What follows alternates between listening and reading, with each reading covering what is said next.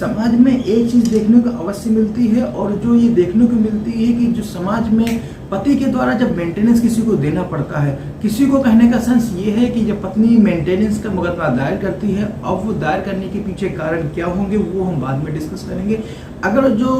Short में और संक्षिप्त में हम ये बताना चाहेंगे, जो पत्नी के द्वारा अगर जो मुकदमा प्रस्तुत किया गया है मेंटेनेंस का, और उस मुकदमे में माननीय न्यायालय ने आदेश पारित कर दिया है पति के विरुद्ध कि वो अपनी पत्नी को सच अमाउंट के साथ में वो उसको बतौर मेंटेनेंस अदा करे। अब यहाँ में समाज में ये चीज देखने को मिलती है कि क्या पति या पत्नी के बीच में, क्या उनके बीच में रिश्ते कैसे रहे थे, या क्या चीज उनमें, क्या सद्भावना निकल के आई या क्या उनमें रंजिश निकल के आई, ये देखने की आवश्यकता कोई भी समाज में नहीं पूछता। लेकिन समाज में एक चीज अवश्य देखने को मिलती है कि हाँ, सच व्यक्ति के द्वारा उसकी सच जो भी वाइफ थी उसने मुकदमा कोर्ट में प्रस्तुत करके अपने पति से बतौर मेंटेनेंस के रूप में अच्छा खासा रुपया उसने लेना शुरू कर दिया है। इसी विषय पे आज हम चर्चा करेंगे। क्या जो समाज में जो कहने को सुनने को या मिलता है, या पत्नी के द्वारा जो धमकी दी जाती है कि हम मुकदमा करके तुमको जेल में भिजवा देंगे, तो क्या इस तरीके की जो धमकियां मिलती हैं जो समाज में अक्सर देखने को मिलती हैं, आपने भी देखा होगा, और कई बार ऐसा ही सवाल बन के आता है कि क्या इस तरीके से जो धमकी देनी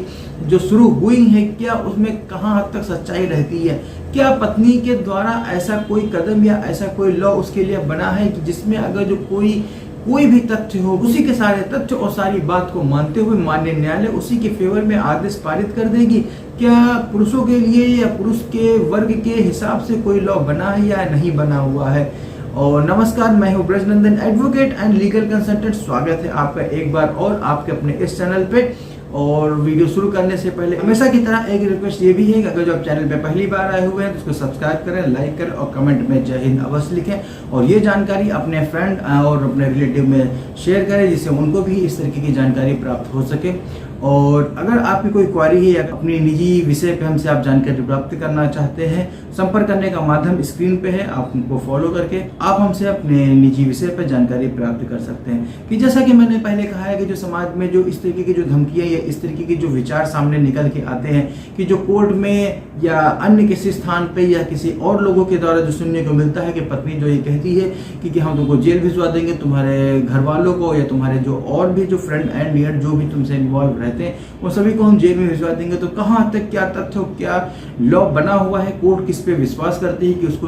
कितने हद तक, क्या लॉ में प्रोविजन अवेलेबल है जिसमें कि अगर इस तरीके के तथ्य के आधार पे अगर जो क्या कोर्ट उनको जेल भेजने के लिए क्या उनके पास प्रोविजन अवेलेबल है। अगर जो समाज में एक चीज़ और देखने को ये भी मिलती है कि जब कोई मेंटेनेंस का ऑर्डर पत्नी को मिलता है और वो ना चाहते हुए भी हस्बैंड अपनी पत्नी को मेंटेनेंस अवश्य देता है, क्योंकि न्यायालय ने अपने वाद में जो कि पत्नी के द्वारा प्रस्तुत किया गया है उसी में आदेश पारित कर देती है कि सच व्यक्ति को और सच व्यक्ति जो कि पति है उसके द्वारा अपनी पत्नी को बतौर मेंटेनेंस के रूप में उसको जो गुजारा भत्ता की राशि अदा की जाए। अब हस्बैंड ना चाहते हुए भी अपने जो उसके पास जो संसाधन है, जो उसको सोर्स ऑफ इनकम है, उससे वो मेंटेनेंस अदा करता ही है। अगर जो वो मेंटेनेंस ना भी अदा करे तो कोर्ट का ऑर्डर फॉलो करना ही होगा, नहीं कर फॉलो करेगा तो उसको कंटेम्प्ट ऑफ कोर्ट का भी चार्ज उसके ऊपर लग जाएगा। तो ऐसी स्थिति में वो ना चाहते हुए अपनी पत्नी को मेंटेनेंस की रकम उसको हर महीने या जैसा भी कोर्ट आदेश करती है उसके अनुसार वो अदा करता रहता है।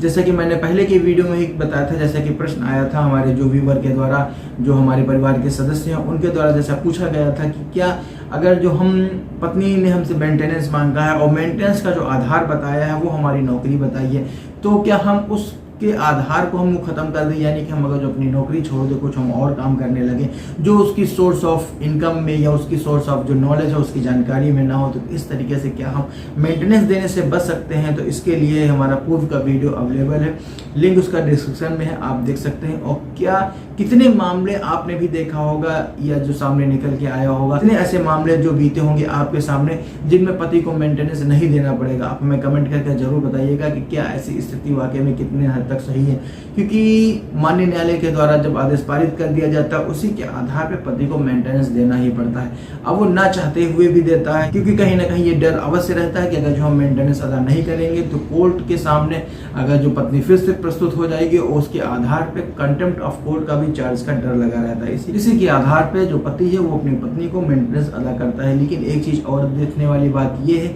कि क्या कोर्ट किस परिस्थिति में कब उसके पास प्रोविजन अवेलेबल है लॉ में कि जब पति को माननीय न्यायालय यानी कि कोर्ट उसको जेल भी भेज सकती है। तो ऐसी स्थिति तब उत्पन्न होती आती है कि जब किसी भी वाद में अगर जो आदेश पारित किया जा चुका है कि अपने पत्नी को मेंटेनेंस के रूप में इतनी राशि अदा की जाए, तो इसके उपरांत भी अगर जो पति अपने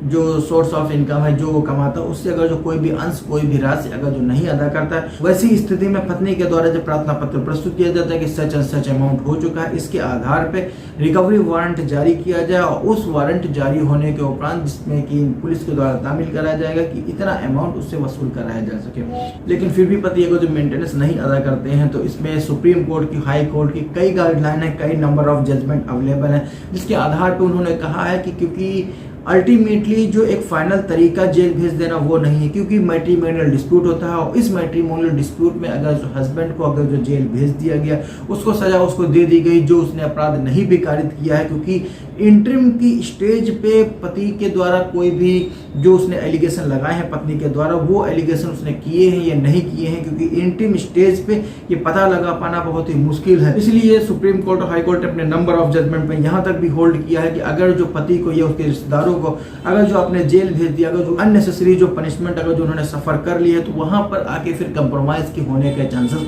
बिल्कुल खत्म हो जाते हैं। तो कोर्ट ये सोचती है कि आज उसने पास अगर जो पैसे नहीं है, उसने मेंटेनेंस नहीं अदा किया, लेकिन कहीं ना कहीं ये ऑप्शन अवेलेबल रहता है कि वो जो मामला है वो कंप्रोमाइज की तरफ आगे बढ़ सकता है, कंप्रोमाइज के चांसेस बने रहते हैं। क्योंकि लेटेस्ट में भी हमने कई मामले देखे, लेटेस्ट भी केस में मैं कंटेस्ट कर रहा हूँ, बहुत ही बड़ा गंभीर आरोप पत्नी के द्वारा लगाया गया हुआ है और उसमें मेंटेनेंस का केस तो फाइल किया ही किया है, साथ में एफआईआर में 377 और 354 जेड के ऊपर हस्बैंड के खिलाफ 377 एलिगेशन का लगाया ही लगाया है। तो ऐसी परिस्थितियों में हस्बैंड और जेड का जेल जाना तय बिल्कुल ही है। लेकिन उक्त मामले में मैंने बेल के लिए प्रस्तुत किया, लेकिन माननीय न्यायालय ने होल्ड किया कि अगर जो इन दोनों को बेल देने से मना किया गया, लेकिन अल्टीमेटली अगर जो वो जेल चले जाते हैं तो यहाँ से उनके कंप्रोमाइज होने के चांसेस बिल्कुल खत्म हो जाएंगे। तो इस रवैये को और इस व्यू को रखते हुए माननीय न्यायालय ने एक